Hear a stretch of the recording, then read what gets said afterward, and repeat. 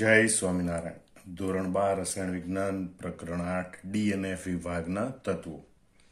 આજના લેક્ચરમાં આપણે સંક્રાંતિ ધાતુઓનું પરમાણુ કદ એટલે કે પરમાણુ ત્રિજ્યા અને આયની કદ એટલે કે આયની ત્રિજ્યાના વલણ વિશે સમજીશું. તો પહેલા આપણે આયની કદની ચર્ચા કરીશું. પાઠ્યપુસ્તકમાં એના વિશે પહેલા આપેલું છે માટે.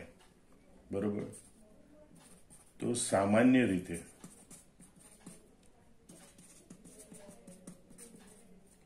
સંક્રાંતિ ધાતુઓમાં પરમાણુ ક્રમાંક વધે તેમ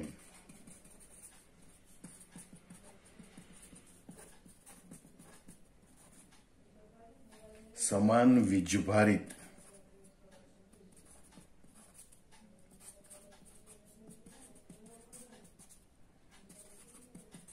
આયનો એટલે કે M2+ પ્રકારના આયનો કે M3+ પ્રકારના આયનો. એટલે સામાન્ય રીતે સંક્રાંતિ ધાતુઓમાં પરમાણુ ક્રમાંક વધે તેમ સમાન વીજભારિત આયનોની ત્રિજ્યા ઘટે. હવે આ જ વિધાન તમને કારણ તરીકે પણ પૂછી શકે. ભાઈ કારણ આપો કે સામાન્ય રીતે સંક્રાંતિ ધાતુઓમાં પરમાણુ ક્રમાંક વધે તેમ સમાન વીજભારિત આયનોની ત્રિજ્યા ઘટે. તો સૌથી પહેલા આપણે જે પરમાણુ ક્રમાંક વધે એની સાથે કઈ ઘટના બને છે? તો કે જેમ શ્રેણીમાં પરમાણુ ક્રમાંક વધે તેમ બે ઘટના બને. એક તો કેન્દ્રમાં ક્રમશઃ ધન વીજભાર વધે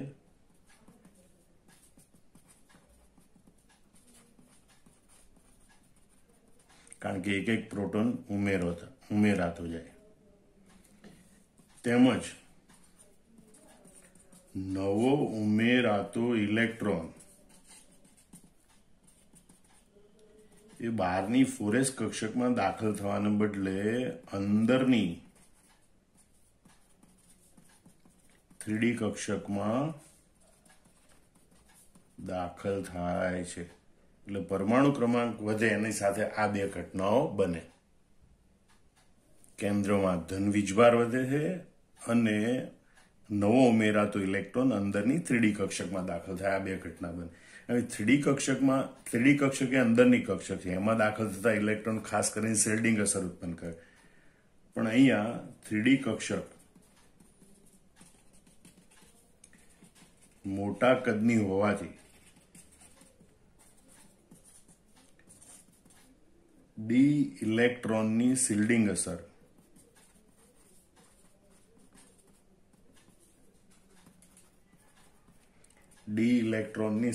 અસર પ્રમાણમાં ઓછી અસરકારક હોય છે.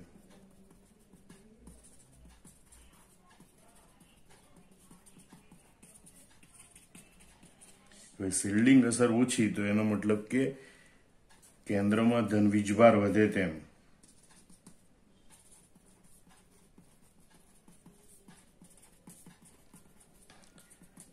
કેન્દ્ર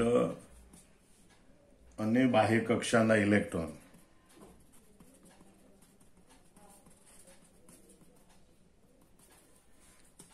પ્રત્યેનું આકર્ષણ બળ વધે.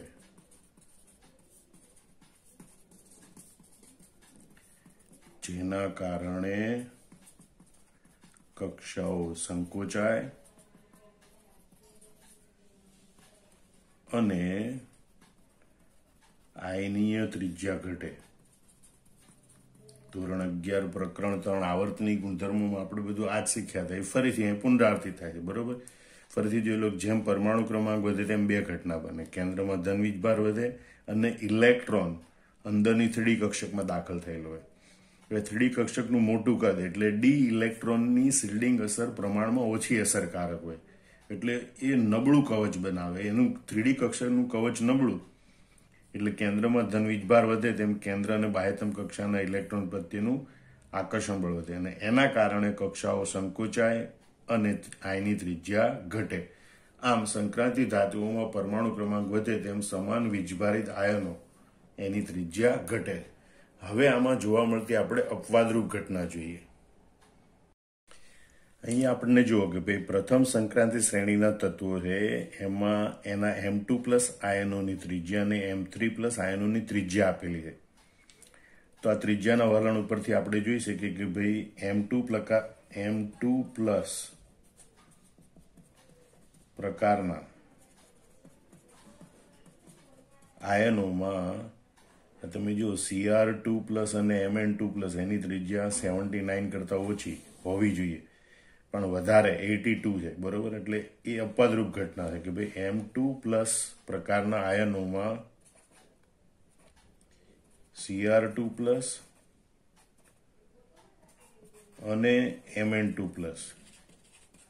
તથા M3+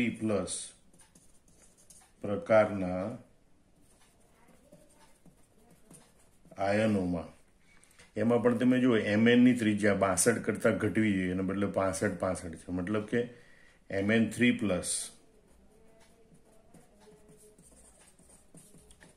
અને Fe3+ આયનની ત્રિજ્યા ઘટવાને બદલે વધે છે, બરોબર. એટલે અહીંયા આપવાદરૂપ ઘટના તમે એની જે આંકડાકીય માહિતી છે એના ઉપરથી તમે જોઈ શકો. ભાઈ M2+ પ્રકારના આયન છે એમાં Cr2+ અને Mn2+ તથા M3+ પ્રકારના આયનો છે એમાં Mn3+ અને Fe3+. એ આયનોની ત્રિજ્યા તમે જુઓ ઘટવાને બદલે વધે છે. હવે એમ થવાના કારણ માટે કઈ સમજૂતી આપી શકાય, બરોબર. તો કે ભાઈ Cr2+ અને Mn2+ તથા Mn3+ અને Fe3+ માં અનુક્રમે D4 અને D5 ઇલેક્ટ્રોન રચના હોય છે,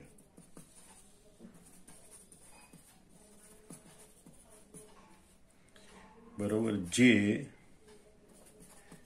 સમમિત ઇલેક્ટ્રોન રચના છે.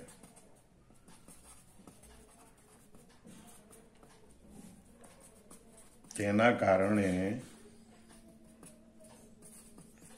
ડી ઇલેક્ટ્રોનની શિલ્ડિંગ અસર એ પ્રબળ બને છે, કારણ કે સંમિતતાને કારણે ઇલેક્ટ્રોન રેગ્યુલર ગોઠવાયેલા, એના કારણે એ મજબૂત આવરણ બનાવે, એટલે ડી ઇલેક્ટ્રોનની શિલ્ડિંગ અસર પ્રબળ બને. તેથી કેન્દ્રનું બાહ્યતમ ઇલેક્ટ્રોન પ્રત્યેનું આકર્ષણ ઘટે અને તેથી તેમની આયની ત્રિજ્યામાં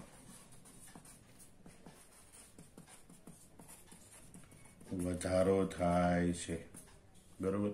એના માટે Cr2+ અને Mn2+ ની આયની ત્રિજ્યા V2+ કરતા વધારે હોય, Mn3+ અને Fe3+ ની ત્રિજ્યા એ Cr3+ કરતા પણ વધારે હોય છે. પણ અહીંયા ખાસિયત એક બીજી પણ યાદ રાખજો કે એના ઉપર આધારિત MCQ પૂછી શકે કે ભાઈ Cr2+ અને Mn2+ ની ત્રિજ્યા V2+ કરતા તો વધારે છે, ઘટવાને બદલે વધે છે, અને એ વળી એ બંનેની ત્રિજ્યા સમાન છે 82 પિકોમીટર, બરોબર.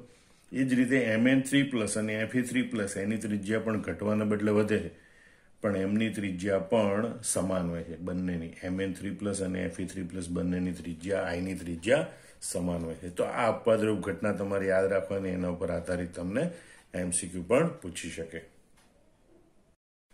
હવે આપણે પરમાણ્વીય ત્રિજ્યાનું વલણ જોઈએ અથવા તો પરમાણ્વીય કદનું વલણ જોઈએ. તો દરેક શ્રેણીમાં પરમાણ્વીય ત્રિજ્યામાં પણ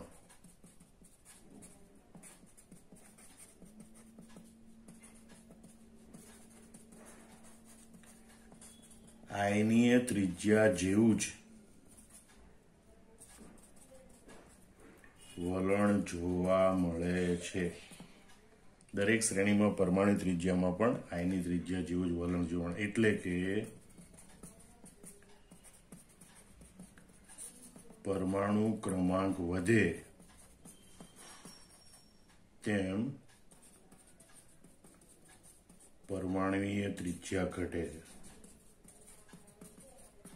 સામાન્ય વલણ આવું હોય, બરોબર. પણ મધ્ય ભાગ પછી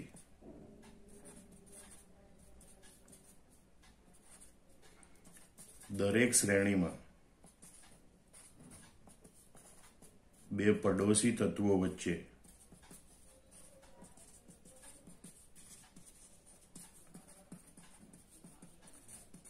પરમાણુની ત્રિજ્યાનો તફાવત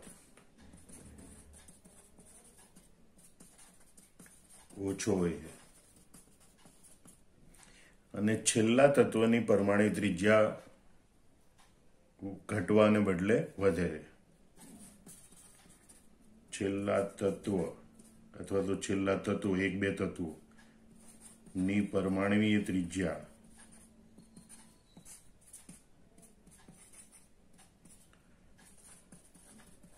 ઘટવાને બદલે વધે છે. એટલે તમે જો પરમાણુ ત્રિજ્યાનું વલણ થોડું જુદા જ પ્રકારનું. શરૂઆતમાં એમ થાય કે જેમ પરમાણુ ક્રમાંક વધે એમ પરમાણુ ત્રિજ્યા ઘટે, જે સામાન્ય વલણ જોવા મળે. પણ મધ્ય ભાગ પછી, એટલે કે મધ્ય ભાગથી જ આમ તો દરેક શ્રેણીમાં બે પડોશી તત્વો વચ્ચે પરમાણુ ત્રિજ્યાનો તફાવત ઓછો હોય છે અને છેલ્લા તત્વો અથવા તો તત્વની પરમાણુ ત્રિજ્યા તો ઘટવાને બદલે વધે છે. જે તમે આકૃતિ ઉપરથી પણ જોઈ શકો છો. 3D સંક્રાંતિ શ્રેણીના તત્વોમાં શરૂઆતમાં પરમાણુ ત્રિજ્યા ઝડપથી ઘટે, પછી એ પરમાણુ ત્રિજ્યામાં થતો ઘટાડો ઓછો, એટલે લગભગ સરખી પરમાણુ ત્રિજ્યાઓ માલુમ પડે અને છેલ્લે જતા છે એ છેલ્લા તત્વો છે એની પરમાણુ ત્રિજ્યામાં વધારો થાય છે. બરોબર. તો આ પ્રકારનું વલણ પરમાણુ સંક્રાંતિ તત્વોની પરમાણુ ત્રિજ્યાઓમાં જોવા મળે છે, જે આપણે પ્રથમ સંક્રાંતિ શ્રેણી માટે વિસ્તારપૂર્વક જોઈએ. હવે આપણે પ્રથમ સંક્રાંતિ શ્રેણીના પરમાણુય તત્વોની પરમાણુ ત્રિજ્યા એનું વલણ જોઈએ તો એ કોષ્ટકમાં દર્શાવ્યા પ્રમાણે સ્કેન્ડિયમથી વેનેડિયમ સુધીમાં પરમાણુ ત્રિજ્યા ઘટે. આંકડાકીય માહિતી 164, 147, 135 મતલબ પરમાણુ ત્રિજ્યામાં ઘટાડો થાય, બરોબર. એટલે સ્કેન્ડિયમથી વેનેડિયમ સુધીમાં પરમાણુ ત્રિજ્યા ઘટે. પછી જેમ ક્રોમિયમથી કોપર સુધીમાં પરમાણુ ત્રિજ્યા લગભગ સમાન રહે છે.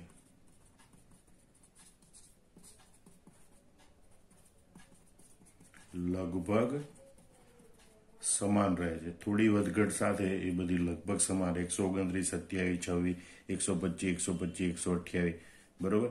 એટલે સ્કેન્ડિયમથી વેનેડિયમ, જો આ વલણ ખાસ યાદ રાખજો, બરોબર. સ્કેન્ડિયમથી વેનેડિયમ સુધીમાં પરમાણુ ત્રિજ્યા ઘટે, ક્રોમિયમથી કોપર સુધીમાં પરમાણુ ત્રિજ્યા લગભગ સમાન રહે અને ઝિંકની પરમાણુ ત્રિજ્યા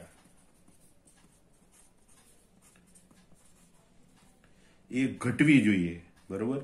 અસરકારક કેન્દ્રિત ધન વીજભાર વધે એટલે, પણ ઝિંકની પરમાણુ ત્રિજ્યા ઘટવાને બદલે વધે છે.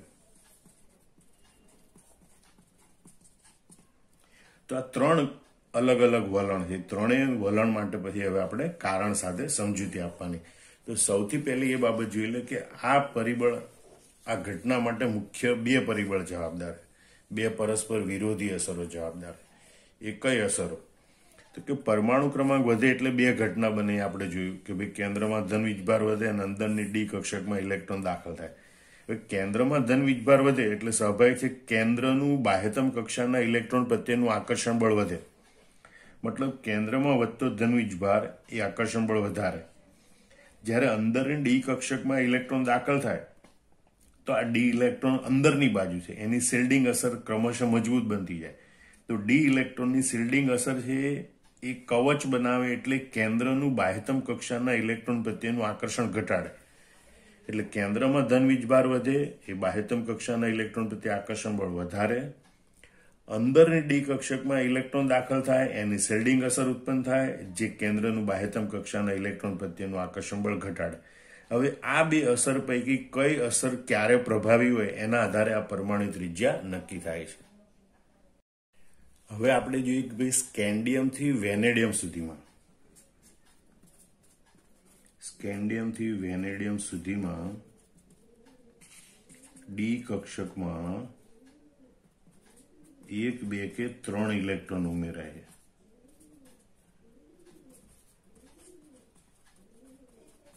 અને ડી કક્ષકનું કદ મોટું, બરોબર, અને તેથી ડી ઇલેક્ટ્રોનની શિલ્ડિંગ અસર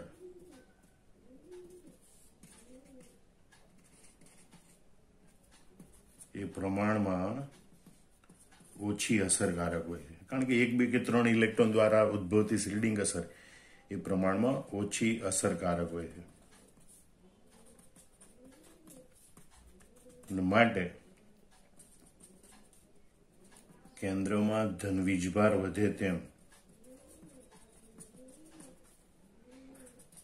કેન્દ્રનું બાહ્યતમ કક્ષા પ્રત્યેનું આકર્ષણ વધે, બરોબર. અને તેથી આપણે એમ કહી શકીએ ભાઈ સ્કેન્ડિયમથી વેનેડિયમ તરફ જતા પરમાણુ ત્રિજ્યા છે એ ઘટે છે. તો આપણે જે ભાઈ ક્રોમિયમથી કોપર સુધીમાં કેમ પરમાણુ ત્રિજ્યા લગભગ સમાન જોવા મળે છે.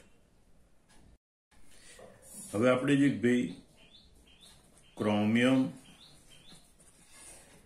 અને ત્યાર પછીના તત્વોમાં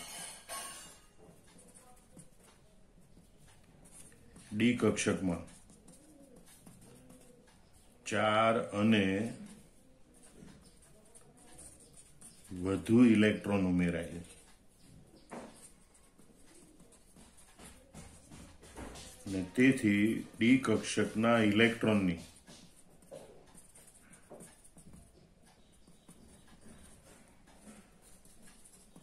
શિલ્ડિંગ અસરમાં નોંધપાત્ર વધારો થાય છે.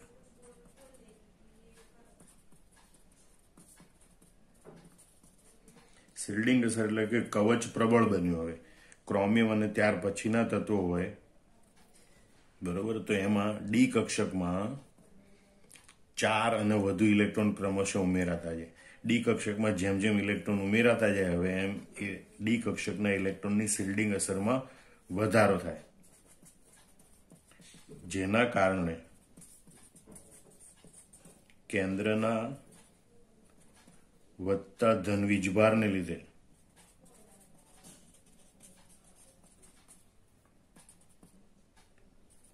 બાહ્યતમ કક્ષાના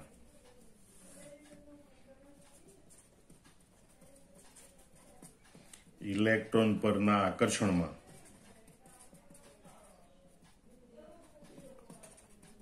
ખાસ વધારો થતો નથી.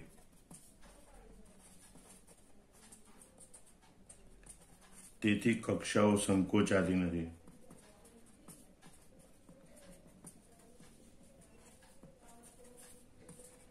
અને માટે ક્રોમિયમથી કોપર સુધીના તત્વોમાં પરમાણુ ત્રિજ્યા લગભગ સમાન રહે છે. તમે આ સમજી શકો ભાઈ ક્રોમિયમથી કોપર સુધીના તત્વોમાં ડી કક્ષકમાં 4 કે વધુ ઇલેક્ટ્રોન ઉમેરાય, એ સાથે ડી કક્ષકના ઇલેક્ટ્રોનની શિલ્ડિંગ અસરમાં નોંધપાત્ર વધારો થાય. હવે કવચ વધે, કવચ પ્રબળ બને એટલે કેન્દ્રનું બાહ્યતમ કક્ષાના ઇલેક્ટ્રોન પ્રત્યેનું આકર્ષણ બળ ઘટે, અથવા તેમ કહેવાય કે બાહ્યતમ કક્ષાના ઇલેક્ટ્રોન ખાસ વધારો થતો નથી. ભલે કેન્દ્રમાં ધન વીજભાર વધે એટલે આકર્ષણ બળ વધવું જોઈએ, પણ આ ડી ઇલેક્ટ્રોનની શિલ્ડિંગ અસરને લીધે કેન્દ્રના ધન વીજભારનો બાહ્યતમ કક્ષાના ઇલેક્ટ્રોન પરના આકર્ષણમાં ખાસ વધારો થતો નથી. એટલે કક્ષાઓ સંકોચાતે માટે ક્રોમિયમથી કોપર સુધીના તત્વોમાં પરમાણુ ત્રિજ્યા લગભગ સમાન રહે છે. હવે આપણે છેલ્લું વલણ જોવાનું કે ઝિંકની પરમાણુ ત્રિજ્યા ઘટવાને બદલે વધે છે. હવે આપણે ઝિંક પરમાણુમાં જોઈએ તો ઝિંક પરમાણુમાં 3D કક્ષક સંપૂર્ણ ભરાયેલી છે.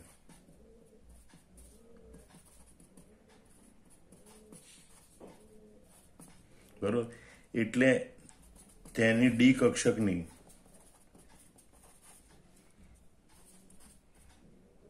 શિલ્ડિંગ અસર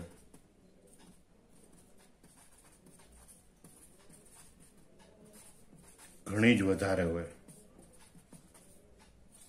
જે કેન્દ્રના બાહ્યતમ ફોરેસ કક્ષકના ઇલેક્ટ્રોન પ્રત્યેનું આકર્ષણ ઘટાડે.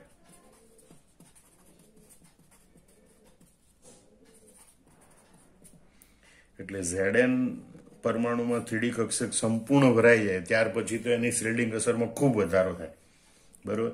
અને એ વધારો એટલો બધો થાય કે કેન્દ્રનું જે ધનવીજભાર વધ્યો એના કારણે બાહ્યતમ કક્ષાના ઇલેક્ટ્રોન પ્રત્યે આકર્ષણ વધવું જોઈએ, એના બદલે આ શિલ્ડિંગ અસર છે એ કેન્દ્રના ધનવીજભારનો બાહ્યતમ ફોરેસ કક્ષકના ઇલેક્ટ્રોન પ્રત્યેનું આકર્ષણ ઘટાડે છે.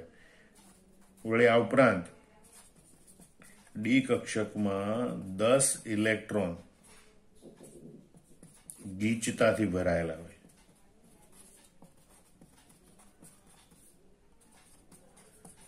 અને તેથી ઇલેક્ટ્રોન પ્રત્યેનું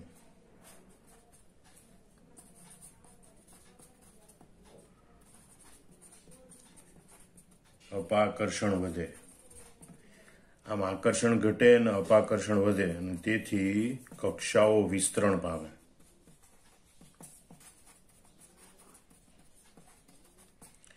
માટે કહી શકાય કે ભાઈ ઝિંકની પરમાણુની ત્રિજ્યા એ ઘટવાને બદલે વધે છે. એટલે અહીં નાનકડું કારણ પણ તમને પૂછી શકે, કારણ આપો ઝિંકની પરમાણુ ત્રિજ્યા ઘટવાને બદલે વધે છે, તો પણ તમે આ રીતે આપી શકો કે ભાઈ ઝિંક પરમાણુમાં 3D કક્ષક સંપૂર્ણ ભરાયેલી છે, એની 3D કક્ષકની શિલ્ડિંગ અસર ખૂબ વધી જાય, એટલે એના કારણે કેન્દ્રના ધનવીજભારનું બાહ્યતમ ફોરેસ કક્ષકના ઇલેક્ટ્રોન પ્રત્યેનું આકર્ષણ ઘટે. વળી ડી કક્ષકમાં 10 ઇલેક્ટ્રોન ગોઠવાયેલા, એ ગીચોગીચ ગોઠવાયેલા હોય, એટલે ઇલેક્ટ્રોન પ્રત્યેનું અપાકર્ષણ પણ વધે, અને તેથી કક્ષાઓ વિસ્તરણ પામે. આકર્ષણ ઘટે બાહ્યતમ કક્ષા પ્રત્યે, અપાકર્ષણ વધે, એના કારણે કક્ષાઓ વિસ્તરણ પામે.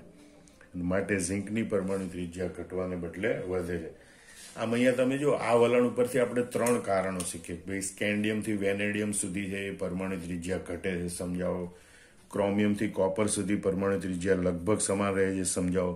ઝિંકની પરમાણુ ત્રિજ્યા ઘટવાને બદલે વધે છે, સમજાવો.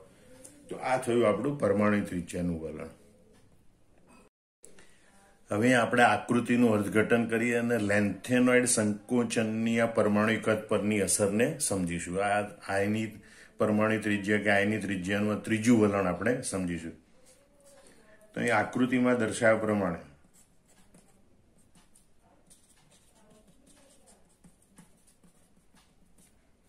તમે જોઈ શકો છો કે આ પ્રથમ સંક્રાંતિ શ્રેણીના તત્વો છે, એના પરમાણુ કદની સરખામણીમાં દ્વિતીય સંક્રાંતિ શ્રેણીના અનુવર્તી સભ્યો છે એના પરમાણુ કદ મોટા હોય છે.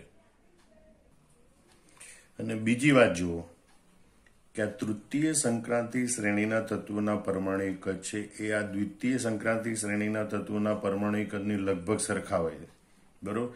આમ આકૃતિમાં દર્શાવ્યા પ્રમાણે આ અર્થઘટન લખી શકાય કે પ્રથમ સંક્રાંતિ શ્રેણીના તત્વો છે એની સરખામણીમાં દ્વિતીય સંક્રાંતિ શ્રેણીના અનુવર્તી સભ્યો એટલે કે તત્વોના કદ મોટા હોય છે. આ પ્રથમ કરતા દ્વિતીયના મોટા, બરોબર. પણ દ્વિતીય અને તૃતીય સંક્રાંતિ શ્રેણીના તત્વોના પરમાણુ કદ છે લગભગ સરખા હોય છે. હવે એના માટે લેન્થેનાઇડ સંકોચન જવાબદાર છે. એ શું એ આપણે હવે જોઈએ.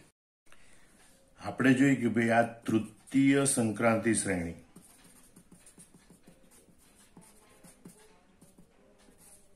બરોબર, એટલે કે 5D શ્રેણીના તત્વોમાં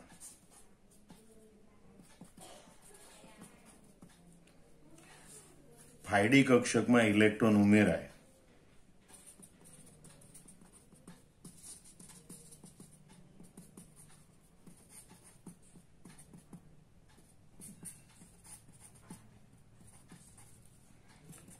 તે પહેલા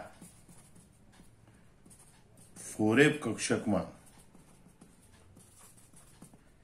ઇલેક્ટ્રોન ઉમેરાવા જરૂરી છે. જે આ 3D અને 4D શ્રેણીમાં એવું હોતું નથી કે ભાઈ એની પહેલા F કક્ષક હાજર હોય, પણ 5D શ્રેણીના તત્વોમાં 5D કક્ષકમાં ઇલેક્ટ્રોન ઉમેરાય તે પહેલા 4F કક્ષકમાં ઇલેક્ટ્રોન ઉમેરાવા જરૂરી છે. આવા 4F કક્ષકમાં ક્રમશઃ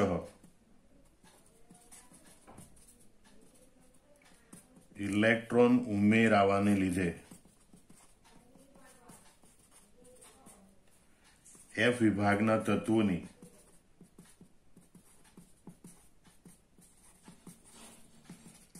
લેન્થેનાઇડ શ્રેણી પ્રાપ્ત થાય છે.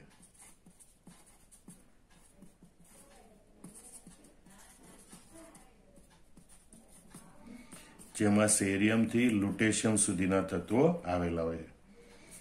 હવે આ લેન્થેનાઇડ શ્રેણીમાં જેમ પરમાણુ ક્રમાંક વધે તેમ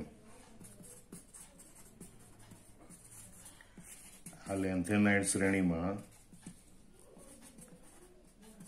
જેમ પરમાણુ ક્રમાંક વધે તેમ આપણે એમ તો બે વાત કહેવાની હોય, ભાઈ કેન્દ્રમાં ધન વીજભાર વધે અને બાહ્ય કક્ષામાં ઇલેક્ટ્રોન ઉમેરાય, પણ અહીંયા આપણે ખાસ ઇલેક્ટ્રોનની વાત કરીએ કે ભાઈ લેન્થેનાઇડ શ્રેણીમાં જેમ પરમાણુ ક્રમાંક વધે તેમ નવો ઉમેરાતો ઇલેક્ટ્રોન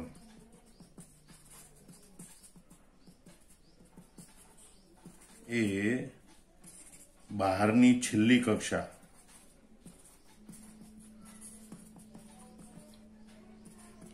n બરાબર 6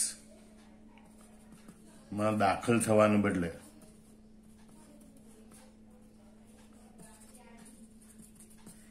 છેક અંદરની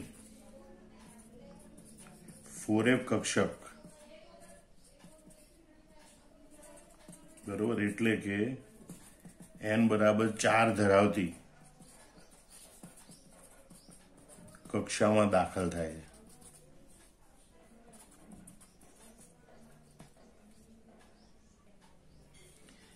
આ કક્ષા કેન્દ્રની વધુ નજીક હોવાથી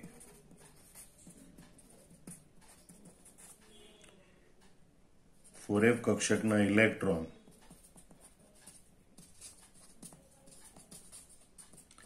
કેન્દ્ર પ્રત્યે વધુ આકર્ષણ અનુભવે છે.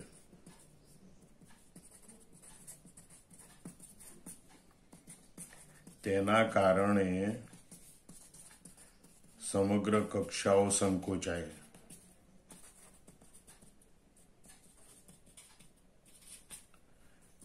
અને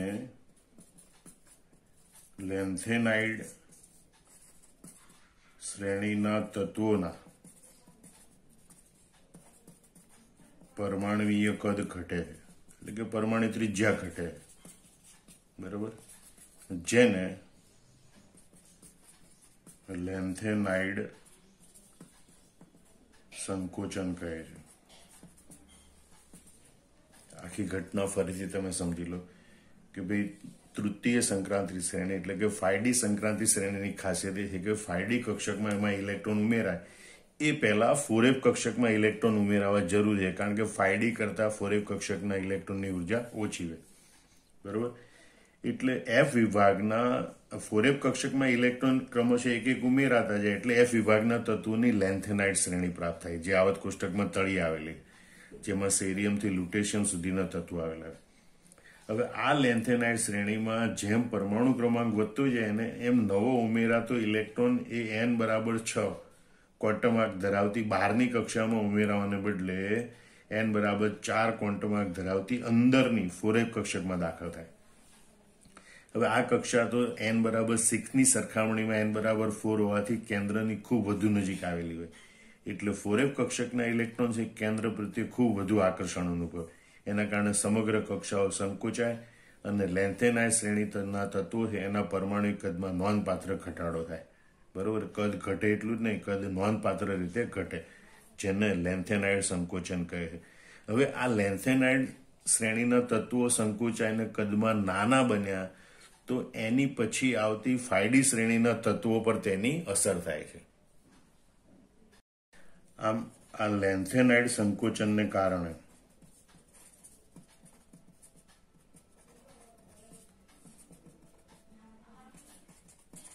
લેન્થેનાઇડ શ્રેણી પછી આવતા 5D એટલે કે તૃતીય સંક્રાંતિ શ્રેણીના તત્વો પણ સંકોચાય છે. બરોબર, લેન્થેનાઇડ સંકોચન થયું, લેન્થેનાઇડ શ્રેણીના તત્વો એની પરમાણુ ત્રિજ્યામાં ઘટાડો થાય, એની અસરને કારણે લેન્થેનાઇડ શ્રેણી પછી આવતા 5D શ્રેણીના તત્વો એટલે કે તૃતીય સંક્રાંતિ શ્રેણીના તત્વો પણ સંકોચાય છે. અને તેથી તૃતીય સંક્રાંતિ શ્રેણીના તત્વોની પરમાણુ ત્રિજ્યા ઘટીને લગભગ દ્વિતીય સંક્રાંતિ શ્રેણીના તત્વોની પરમાણુય ત્રિજ્યાને સમાન થાય છે.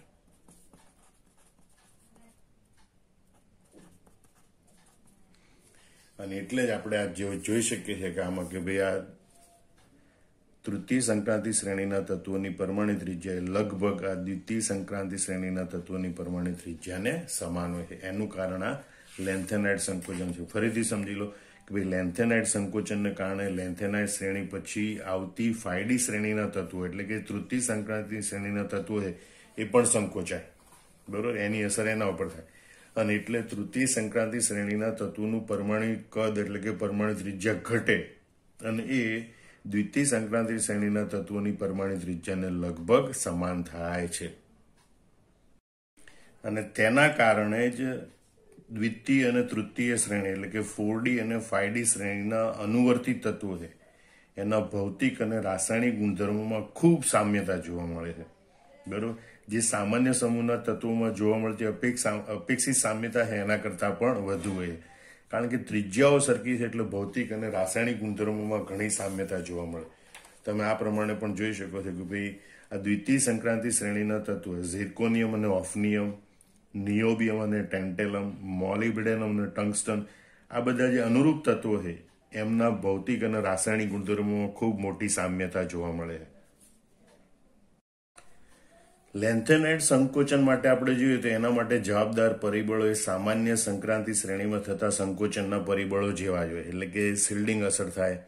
બરોબર, એના કારણે શિલ્ડિંગ અસર નબળી થાય, કક્ષકોનું કદ મોટું થાય, એના કારણે સંકોચન થાય. એટલે કે સમાન કક્ષકોના જૂથમાં એક ઇલેક્ટ્રોન દ્વારા બીજા ઇલેક્ટ્રોન પરની અપૂર્ણ શિલ્ડિંગ અસર, બરોબર, એ P થી D થી F તરફ જતા વધતી જાય. એટલે કે શિલ્ડિંગ અસર નબળી થતી જાય, અપૂર્ણ શિલ્ડિંગ અસર થતી જાય. એટલે કે ડી કક્ષકના ઇલેક્ટ્રોનની જે શિલ્ડિંગ અસર હોય એના કરતાં F કક્ષકના ઇલેક્ટ્રોનની શિલ્ડિંગ અસર નબળી હોય. બરોબર, એટલે ડી કક્ષક હોય એના કારણે જે કક્ષકોનું સંકોચન થાય એના કારણે F કક્ષકની શિલ્ડિંગ અસર પર કક્ષકોનું સંકોચન વધારે થાય. બરોબર, એટલે જ લેન્થેનાઇડ સંકોચન થાય.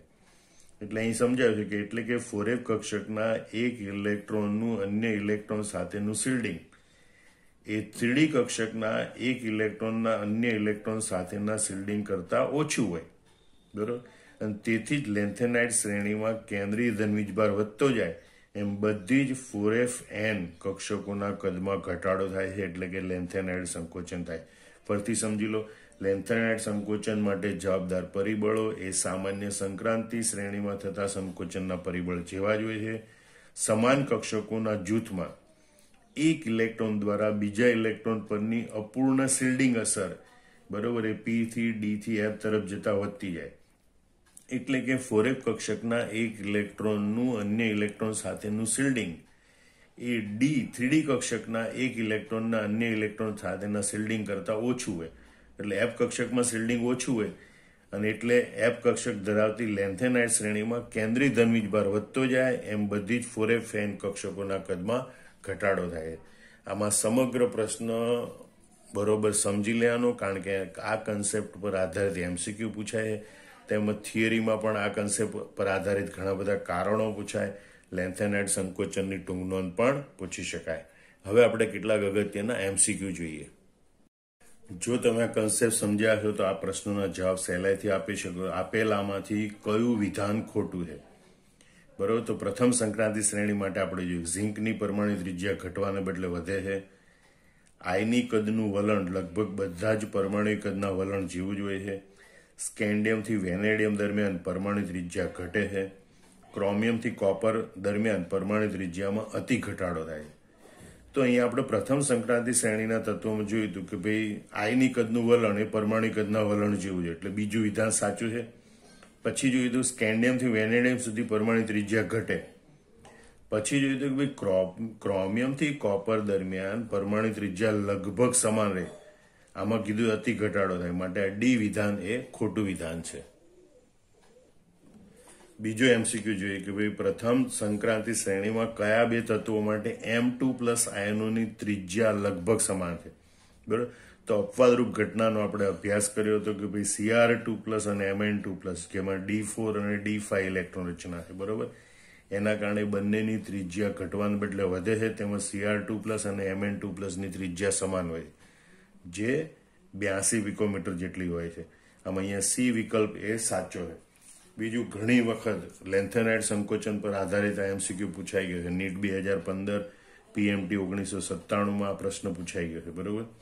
કે ભાઈ લેન્થેનાઇડ સંકોચનને કારણે કઈ જોડના તત્વો લગભગ સમાન પરમાણુ ત્રિજ્યા ધરાવે છે? તો તમે જુઓ કે આ દ્વિતીય અને તૃતીય સંક્રાંતિ શ્રેણીના તત્વોની આ બધી જોડ છે એ લગભગ સમાન ત્રિજ્યા ધરાવે છે, અથવા તો એમ પણ પૂછે કે સમાન ભૌતિક અને રાસાયણિક ગુણધર્મો ધરાવે. તો અહીં ઝિર્કોનિયમ અને ઓફનિયમ. બરોબર. તો પહેલી જોડ છે ઝિર્કોનિયમ અને ઓફનિયમ એ લગભગ સમાન પરમાણુ ત્રિજ્યા ધરાવે છે. એવા બીજા તમે જોડ જોઈએ તો નિયોબિયમ, ટેન્ટેલમ, મોલિબ્ડેનમ, ટંગસ્ટન, રૂથેનિયમ અને ઓસ્મિયમ, રોડિયમ અને ઇરિડિયમ, પેલેડિયમ અને પ્લેટિનિયમ, આ બધા તત્વોની જોડ. ટૂંકમાં આ શ્રેણી તમે યાદ રાખેલી હોય તો એ તત્વોની જોડ યાદ રાખી અને તમે આવા MCQનો જવાબ આપી શકો છો. તો આ પ્રશ્નનો જવાબ બરાબર મોઢે કરી નોટબુકમાં જાતે લખી નાખવાનો, એના કન્સેપ્ટ બરોબર સમજી લેવાના. જય સ્વામિનારાયણ.